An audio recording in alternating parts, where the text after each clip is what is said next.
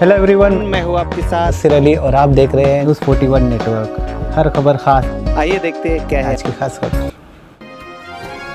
You are watching News 41 Network. Malegaon में जुज़वी lockdown के खिलाफ उठ खड़े हुए तमाम सियासी पार्टियां। शहर मालेगांव के हॉकर यूनियन, कांग्रेस पार्टी के साबिक मेयर शेख रशीद साहब, जनता दल के कारपोरेटर मुस्तकिम डिग्निटी और उनके साथ कई जाने माने चेहरों ने अपनी गिरफ्तारियां दर्ज करवाई। तो उधर डॉक्टर खालिद परवेज़ साहब ने आज ज़िला कलेक्टर को नासिक में मकतूब देकर लॉकडाउन की मुखालफत की। तमाम सियासी व समाजी पार्टियों का यही कहना है, हमें गिरफ़्तार करो और जेल में खाना दो। सरकार की मनमानी के ख़िलाफ़ पूरे मालेगांव में एहतजाज किया गया।